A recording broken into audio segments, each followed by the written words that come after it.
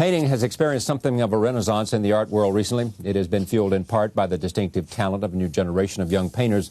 Their styles vary widely, with influences ranging from abstract expressionism to photorealism. Three of these artists join me now for a discussion of their work and the current state of the art world as they see it. Damian Loeb, Cecily Brown, and Shazia Sikander are here, and we want to talk to them about what in the world is happening in the world of art. Welcome to all of you. Did I get the pronunciation right? Cecily, yes, I said right? Yeah. Sikander, I said yes. Right? All right. What's happening? Is there a movement? Is there a trend? Or is it simply that at the end of this decade, there's just more focus on painting? Take a shot at that, Cecily. Perhaps not just the end of the decade, but it's corny, but the end of the century. Yeah. I think that may be something to do with it.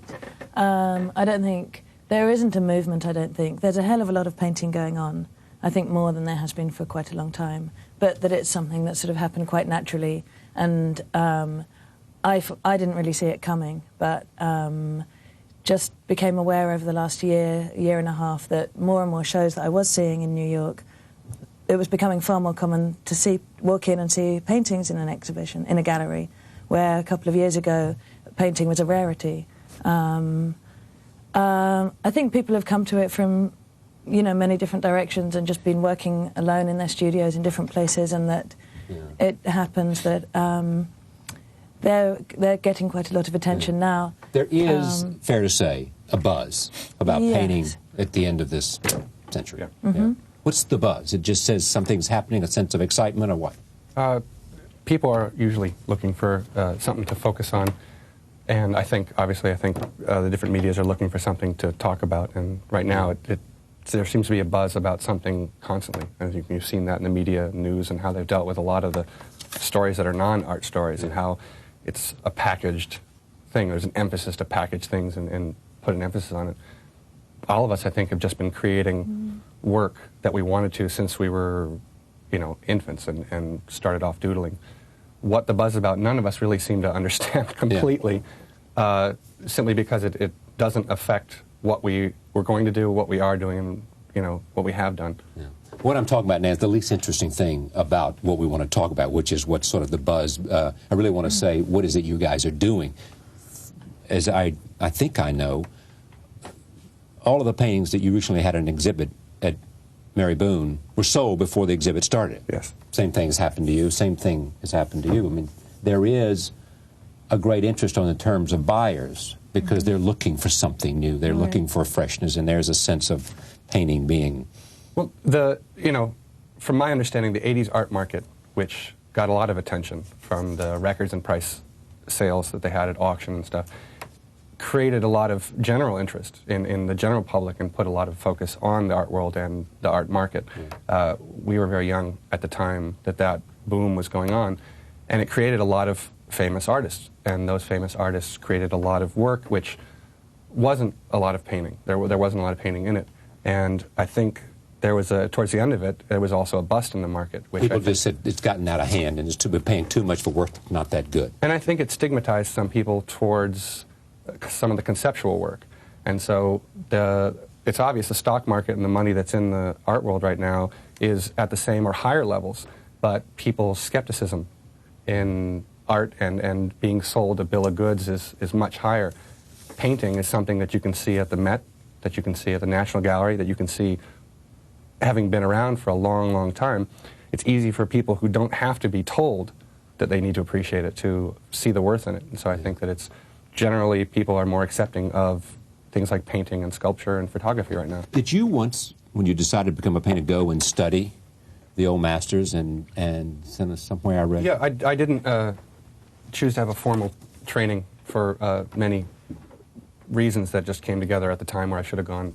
So I was close to the city, growing up in Connecticut, and had many wonderful museums open to me, and it was just the most readily accessible place to see artwork. And so I just constantly went to the Met and MoMA, more the Met though, because I really had an attraction for these images I could see, that there was a language that I thought communicated to so many different people. Like when I went to museums like MoMA, I constantly felt that it was almost a language that I really didn't understand and thought maybe I was missing out because I wasn't going to art school. So I was always studying. Every time I'd travel abroad, it would be go to the National Gallery, go to the Tate, and see different museums and old masters. It was the work that spoke to me. All right, take a look at this. We're going to take a look at some of your work, and then we'll take a look at some of Cecily's and then some of Shahzia's. Take a look at this and just talk to me about this, Damian. This is number one is anything else, I think. Yes. All right, just tell me about it. Frequently I have a difficulty in explaining the things other than saying that the whole purpose of making these paintings, obviously, for me, was to, in some way, fictionalize experiences or feelings that I have, or moments that I had. So it's a free association of images that I collect. And this has a very telling story for me, but what it says to other people and I've heard people react to it is more important to me. It's more important how other people react to it always. Yeah, and I've heard, and a lot of times I've actually realized by people's reactions that there was more, that it had more of an effect that it had on me, and what I was intending when I did it, I learned through talking to other people. The next thing is sunlight mildness.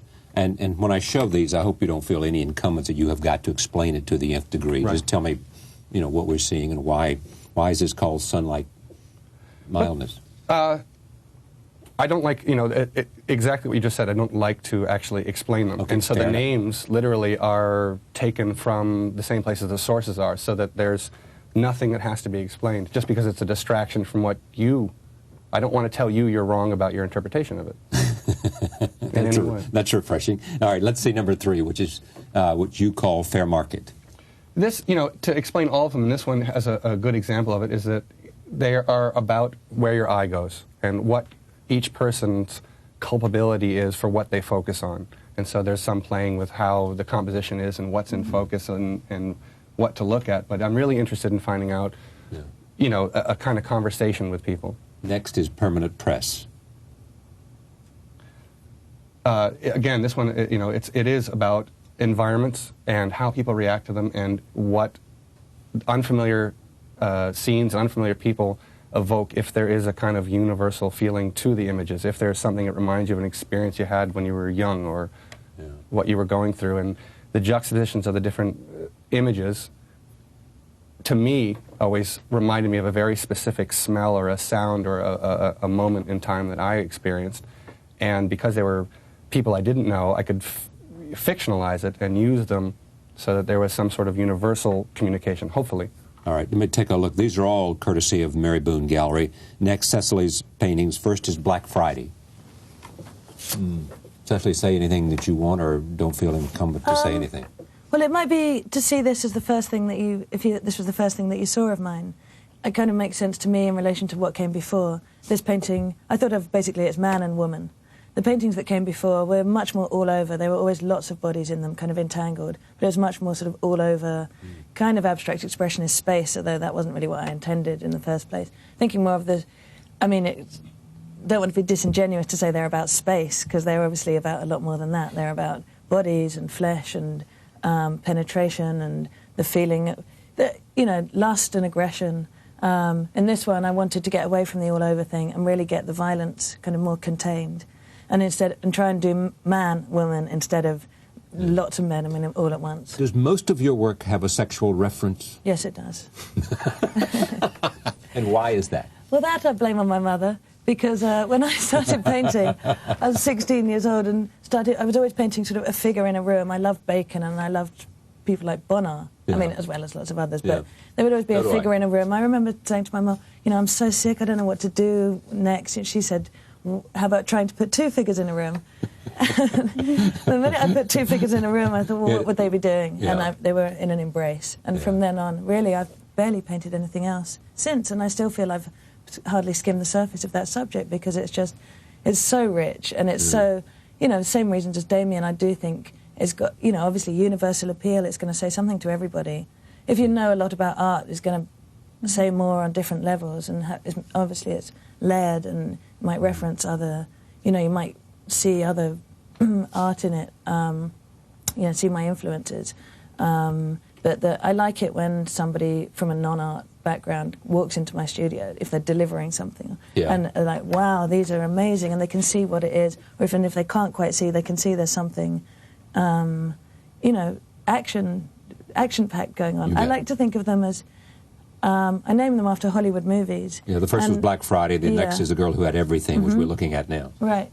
And I think that they, and quite a lot of the painting I'm seeing now has that sort of, it's unembarrassed that it's painting, and that it has, I think, some of the qualities that movies often have had. Like, it's full of thrills and mystery and romance and, you know, action, but, you know, extremes. I'm interested in extremes. All right, let me see. The third one is The Pajama Game.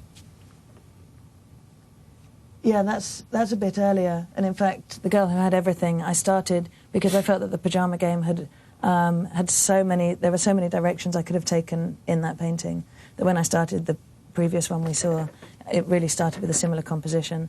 I mean, the subject's really important to me, but basically once I start, it's formal. I mean, the decisions made are what's going to make this painting work. They're colour decisions. But once you start painting, you've already made that decision? Well, the content is almost like, well, I know what the content, I know the subject of the painting, and then the decisions that are made are really sort of painting decisions about, you know, just colour and, you know, what's going to work to make the painting as vibrant. And I really want to be able to sort of grab people immediately, which is, I think, partly why I keep using this subject, to draw. But then to draw them in and keep them looking. And I love it when they look, and it does keep revealing itself. There's a lot to look at in there. Okay, let me look at 3 of 4 works here by Shazia. First one is called Red Riding Hood. Yeah, see, sort of like, the work is probably smaller than what's on the screen here. And they do take sort of off of miniature paintings, and it's a very specific form with sort of comes out of book illustration. So it's sort of the form, how it's done, how it's painted, and it's like a formal deconstruction is always happening, and that's where I was interested in pursuing, like, and looking at this art form, primarily for those reasons.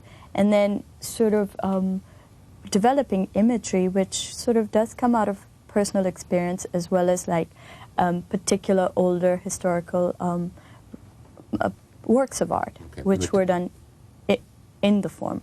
All right, next one is Fleshy Weapons. I'll run through this a little fast so we can get back.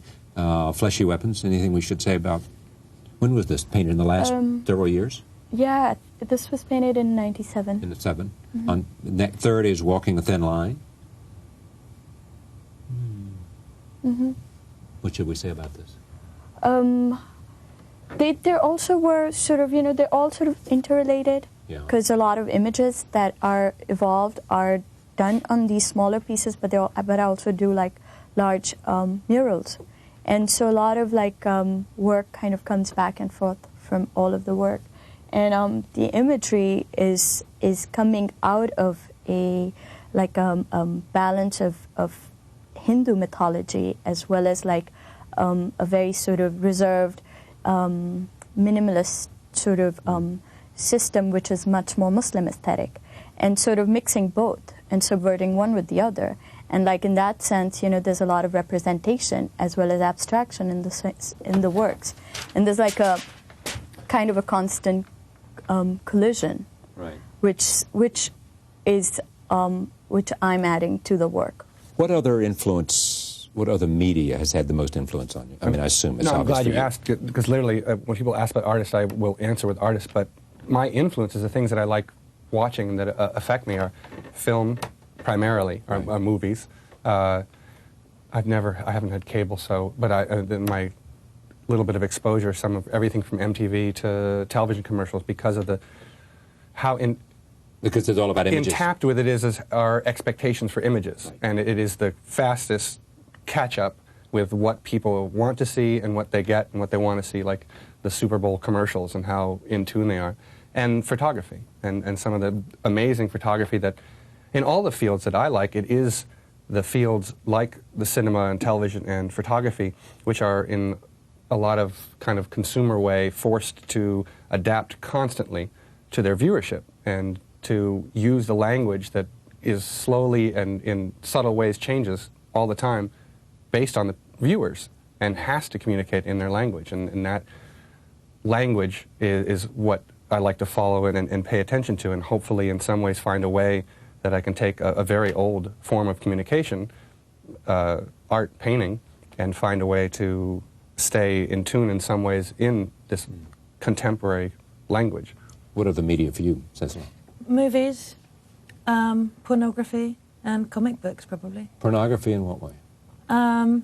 For just the images, just the purity of, you know, where it's aiming. Yeah.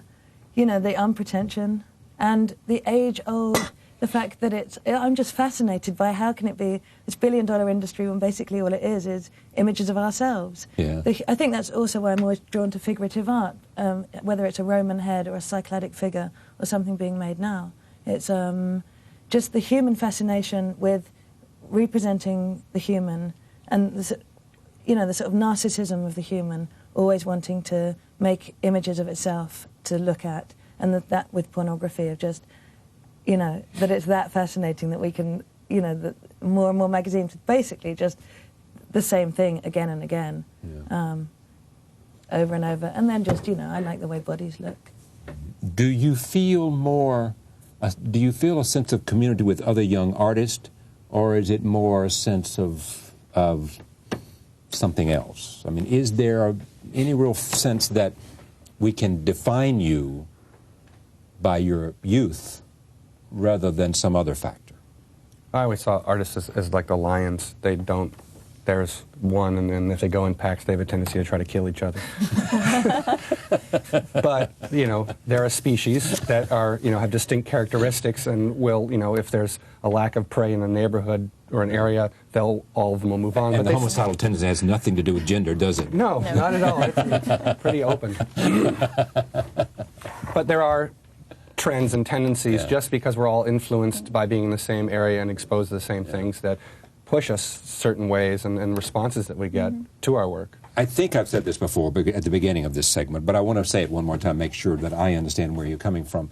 Do you think that, in a sense, this renewed buzz about painting and this focus on all of you witness the fact that your paintings are all in demand is a product of the fact that you are doing something dramatically different from what came before you, or simply that what came before you, people just got tired and fed up with art and the focus shifted somewhere else, and just by a nature of cyclical behavior, it's coming back to painting?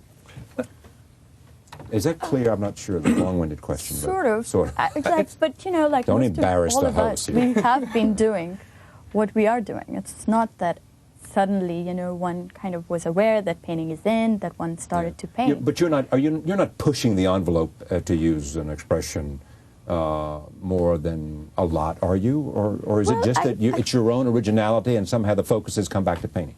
No, to a certain, like, for me, I was curious, and intention was to sort of use an old art form and to push and reinvent it. So, like, in that sense, you know, the struggle has been, and I still grapple with, like, the relevance of using, like, a traditional old form and how to constantly reinvent it. So in that sense, you know, it's there, and it is recognized as part of the work. Are you doing something fresh, Cecily, or is this just... Well, it amazes me if anyone thinks I'm doing something new. It does. Yeah, but people do seem to think so. And also, I think when my work started getting attention was when I finally thought, listen, I do love the old masters, and it was when I really just let go of thinking, you know, if I ever made a mark that I thought looked remotely like Bacon or like de Kooning, who sort of big influences, I would get rid of it. And I think only when I let that go and let go... you became truly original. Yeah, that's what people seem to like about it. They say, oh, well, we see bits of Tiepolo, well, we see bits of Rubens, but it's a fusion, because it's in my hands, that I think there is... But they seem to think what's new is the referencing of the old. I'm not sure. But I think partly it's cyclical, and it'll come and go. Yeah. In going to museums, the things that wowed me the most, the thing that impressed me the most, was that I felt it would be a real challenge to be able to capture the feeling of light in a room like Vermeer did, seeing the shows and seeing a painting that pops out across the room. That's what impressed me, and I want to be impressed by what I do at some point, someday, and work towards that, where, you know, I think just being the age that I am, I've got relevant to other people my age things to say, but when it came down to wanting to make things universal, it was this craft thing, which when I was growing up was shunned. It was kind of, I would get this impression that doing a poppy kind of image or a silkscreen or something, that this kind of creative genius that you just had these ideas fall out of you, I never felt I had that. And I always felt that I just had a normal experience, and that what I could contribute was the way I saw things, and that was going to have to be predicated on having some kind of technique or craft that I could integrate into what I saw, and hopefully find a balance and make it interesting and challenging for me. Well said. Thank all of you. It's a pleasure to meet you. We do a number of programs, perhaps more than anyone else on television, on a national show, primarily exhibits Pollock, Picasso, Cézanne, Vermeer. So it's refreshing to see who the young artists are who are creating a buzz. People are talking about. These three are just representative of a lot of very young artists who are out there with their own vision. And what you should do is go find their work and take a look at it and see what new is happening and new ideas. We thank you for joining us. See you next time.